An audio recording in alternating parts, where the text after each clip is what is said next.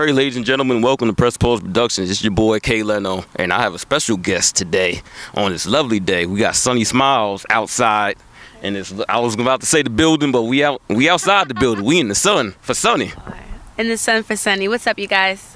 And so she has a headlining stage performance that Warmdaddy's coming up within the next few days. Her first headlining performance. How does that feel, like knowing that all the stuff you've been doing is leading towards your own headlining performance? Honestly, it feels really incredible, to be completely honest with you. It came off guard. Like, it wasn't something that I booked myself. They actually came to me and like offered the headlining spot to me. So I just feel really grateful, to be honest. I'm always just grateful when opportunities like that are presented to me. And is this going to be your first time at Warmdaddy's, or have you been there before? Because I know you've been performing a lot. I met you at like Vango. You've been even at Vanity Grand. You've been everywhere. So what about Warmdaddy's? I've performed at Warmdaddy's before, but I was in a singing group, and I think I was maybe only like 16 or 17 when we performed, and we actually opened up. So I actually was reflecting on this a little while ago. Like, I started off and I opened up there, and now I have opening acts, and this is my show and I'm headlining. So I think that's pretty cool how that worked out. Yes, the show is called Sunni and Friends. So speaking of that, who are your friends on the tour with you, and how do you like decide? Was this all a selection process for yourself, and how did you go about picking everybody? It was a selection process. I did personally handpick all of the artists. So I have Eric Mayo. He's a very dope singer-songwriter. I have Trish Drain. I have Sap Sound, and I have Deandra Eileen. All of them are superstars. I lie to you not. And if you guys are coming on July 12th, you will see for yourself. Yeah, make sure you get them tickets. I'm going to put a link somewhere around here. It might be up there. It might be down there. It's going to be somewhere. I'm going to put in the description and everything. I want y'all to come out. So let's get back to you. Your name is Sunni Smilez, and I know you always smiling all the time. You're like one of the most positive people ever on social media. Just like you're always happy. So is that the reason your name came about? And what's your correlation with flowers? Because I see you always use like the flower emoji too. So get into that background for me. Okay, so my name was actually halfway given to me. It's a cool story. When I was in high school, my tech teacher, he used to call me Smiley. And I thought it was so cute. Like, wow, like the way that he views me is that I'm positive and I'm always smiling. So he actually gave me a name that was a reflection of my personality. So I was infatuated with that. So other teachers started calling me Smiley, and then there was this show called Sunny with the Chance on Disney Channel. Remember, I was in high school, so don't judge me. I was watching Disney Channel. I feel old. I don't remember that. And Demi Lovato's character, her name was Sunny. And honestly, I thought she acted just like me. So I was like, okay, well, you know what? I want to be called Sunny. And then I was like, wait, but I just said I wanted to be called Smiley. How can I combine Sunny and Smiley? And I changed Smiley to Smilez and became Sunni Smilez. Oh, wow. I was 16 years old. Now, also, you're a singer and a songwriter. So talk about like the differences, because I know some people that just have career songwriting, some people have careers singing, and then you do a little of both. So tell me like the process for both, and what do you prefer, if either? I don't have a preference. I truly love both of them. What I will say is my songwriting technique is different than most people. So a lot of people, they're like, hey, I need producers, send me a track. I'm like, hey, this idea just came to my mind, or this little melody just came to my mind, and I just start making the sounds, and then I'll put words to it. And then I'm like, hey, okay, somebody needs to put music around this. My creative process is I'm the person in control of my vision. So if I get a track, I'm writing to your vision. You created this. But instead, it's like, this is my vision. Now please help me make music around what I created. Do you see what I'm trying to say? Yeah, you getting deep and philosophical there. I like that. So on that note, like, you have a YouTube out there, you have tons of covers, a lot of them getting some nice views and whatnot. So how do you go about choosing what's covers? Because I know some singers, they go with songs that are popular because they know it gets attention, or do you just go with songs that you feel and you just want to, that you like, how do you dive into that? It has to be a song that I feel. I don't care about popularity. If it's a popular song and I think that since I can't find a nicer word, that it's trash, I'm not going to cover it. I'm not. It has to be a song that either is simple, but I know that if I put my spin on it, it will sound good, or a song that I see as complex and I'm like, okay, I really want to learn how to do that run or that riff or hold a note for that long. So I kind of base it off of that. I base it off of difficulty, or I base it off of, okay, this is a cute song, how can I make it my own? But if it's trash, I'm not singing it. Got you. And when you talk about difficulty, like I said before, you've been singing everywhere. You even got to the Apollo. So tell me how you led up to that, and you came third place. So how did that all feel, and what was the process of getting on the Apollo, such a legendary stage, and actually being out there and killing it? Yes. The Apollo, they did it a little different than they normally do, and I think it has something to do with them rebooting it back on television.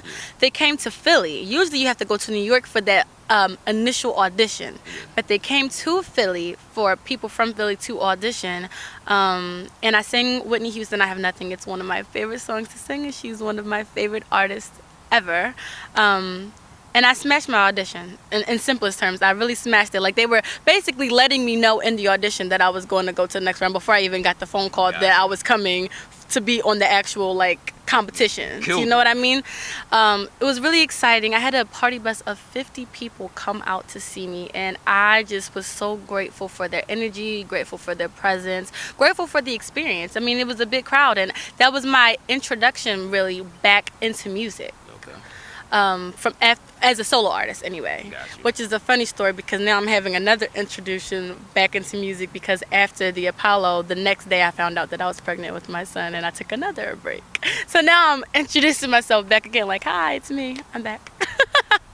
Yeah, I was about to actually dive into that. Do you feel like your like music and songwriting has changed as a mother, now you're writing from like a mother's perspective?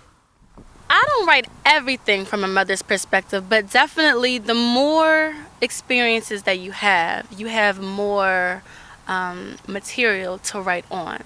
So everything is not from a mother's perspective, but I just have so many different views on life in general now. Some of it has to do with my son, and some of it is just growth in general. So the more you experience in life, the topics of your songs change a little bit, and you just have more topics to cover. So I think it's really cool. Okay, now let's get into the topics of some songs. You have an EP coming up, all original music. So what can we expect from that? Because we're used to the cover artists. Now you just out there to the world, letting us hear your songwriting capabilities and all that stuff. So what can we expect? Can you give us any topics at all? I know you can't give it all away. I don't want to give too much. But a little something. What can we expect from you, Sunni Smilez? What I will say is, a lot of people, when you're a happy person and they see you in that way, sometimes they think that you're always happy or you've always been that way, which of course I just told you, since in high school my teacher gave me the name, so I've clearly always been this bubbly person. But you do have times and situations and circumstances that may not be the brightest, and then you learn from them and you come back to yourself. So the album is kind of like that circle of life. Like, you start here and you end up here. So some of them will be like sadder songs that you probably wouldn't expect from Sunni Smilez, but we all go through different little things. And I also should mention that all of my songs are not even personal to experience. I have a big imagination, and I never tell people which ones are which, so you can play the guessing game all you want, but I will never tell you which one. You leave us wondering, huh? Which one is off of pure personal experience, and which one was like, you know what, this will be a cool topic. Let me see what I can come up with. But yeah. Got you. And now, is there like a time frame that we can expect that? Anything like any singles dropping soon, something?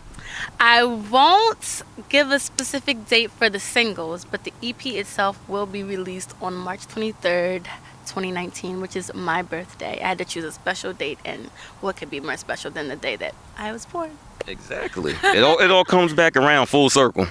Just like these bugs. Well, we're about to wrap up in a second, so they don't come around full circle and bite us. Yeah, so speaking of the EP coming out, so are we going to be able to hear some of that coming up this Thursday?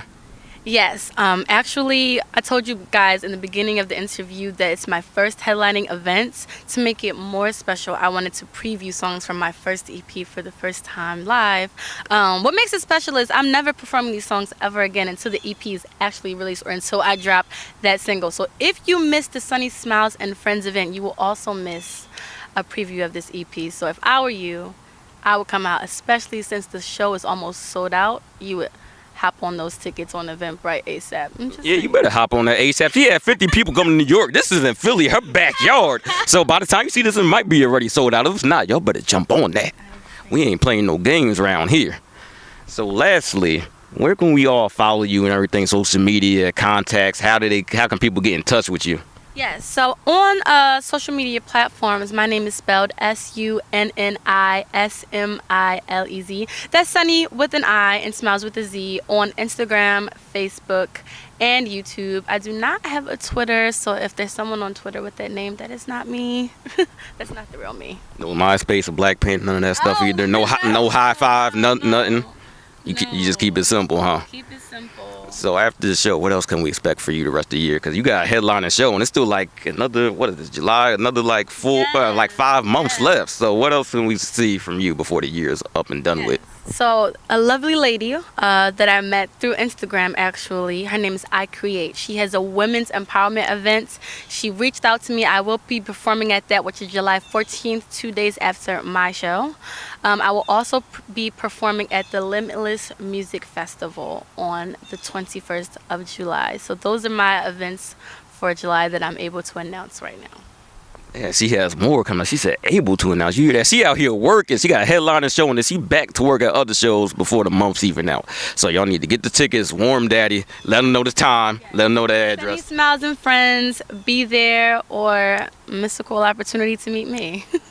And not hear those songs again until March. That's a long time from now, so y'all better be out there. We ain't playing no games. We better see all y'all, whoever's watching. Single last one.